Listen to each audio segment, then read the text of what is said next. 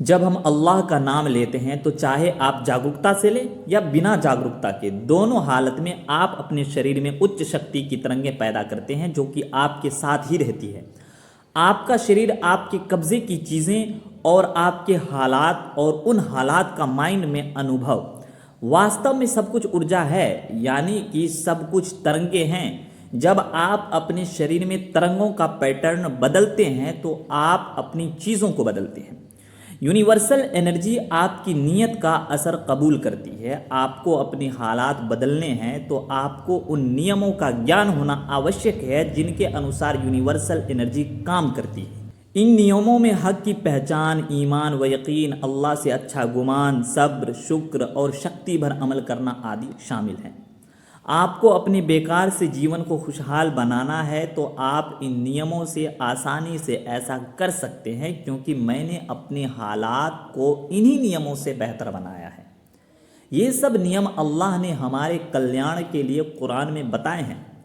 बेहतर हालात का अर्थ धन दौलत के रेलम पेल नहीं, बल्कि समाज में मान सम्मान, प्रतिष्ठा एवं पारिवारिक खुशी और सुख चैन है। मैं समंज को एक शुक्राणु से उत्पन्न देखता हूँ, जो कि एक असंभव काम है। मैं इस यूनिवर्स को एक बिग बैंग से उत्पन्न देखता हूँ, जो कि उससे अधिक असंभव है। मैं अपने शरीर और यूनिवर्स में निरंतर नियमों को स्थापित देखता हूँ, और यह सबसे अधिक असंभव काम है।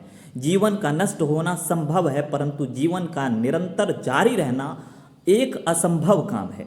धरती का सबसे बुद्धिमान वैज्ञानिक अभी तक ऐसा कोई काम नहीं कर सका। कोई भी व्यक्ति ऐसा जीवन नहीं रख सका, और न ही मनुष्यों के बनाए नियम 100 वर्ष भी चल पाते हैं। आत्मा स्वभाव से मुक्त है और उसमें सीमा नहीं है। आपके संकीर्ण विश्वास और भ्रमपूर्ण विश्वास उसे सीमित करते हैं। किसी भी चीज़ या परिस्थिति को आत्मा पर कंट्रोल नहीं दिया गया।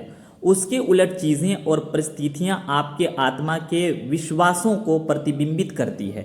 जब आप चीज़ों और परिस्थितियों में ताकत मानने लगते हैं तो वे आप पर भारी पड़ती है।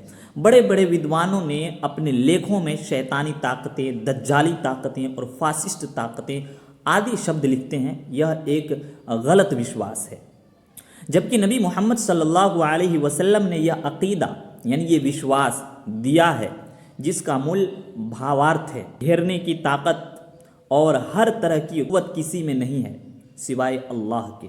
सबसे पहले आप अपने नज़रिए में अल्लाह के सिवाय किसी में भी ताकत और कुव्वत मानना बंद करें, क्योंकि यह बिल्कुल स्वाभाविक है कि अगर आप किसी दूसरे को ताकतवर मानेंगे तो आप अल्लाह से नहीं उससे डरेंगे, और आप वह काम नहीं करेंगे जिससे अल्लाह राज़ी होता है, बल्कि वह काम करेंगे जिनसे यह ताकत नाराज होने लगता है।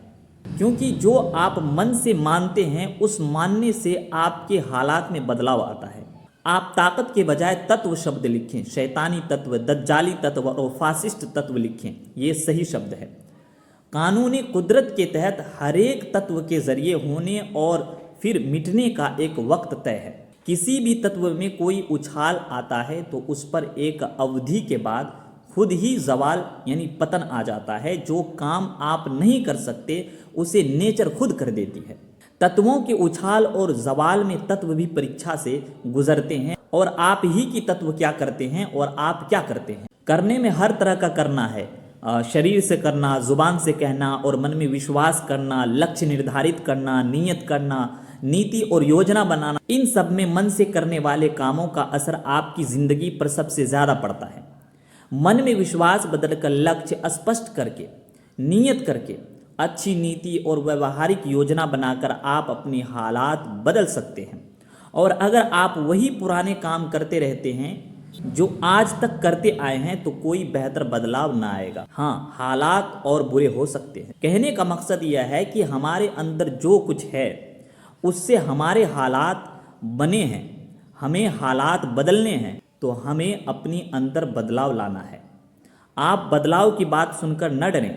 मैं जानता हूं कि आप सारी बातें यह एक साथ नहीं बदल सकते, इसलिए आप केवल एक बात बदलें, और वह यह कि फालतू के लोगों की बात न सुनें, न ऑफलाइन और न ही ऑनलाइन। सिर्फ आप अपने रब की बातें सुनें और उसके हुक्मों को मानें। इसी में हम सबकी हर समस्या का समाधान मिलेगा। और अगर लोगों की बातें सुनते हैं तो केवल उन लोगों की बात सुनें जो किसी समस्या का समाधान बताते हैं और वह समाधान हकीकी और प्रैक्टिकल हो, जिसका नबी करीम सल्लल्लाहु अलैहि वसल्लम की ज़िंदगी से उदाहरण मिलता हो।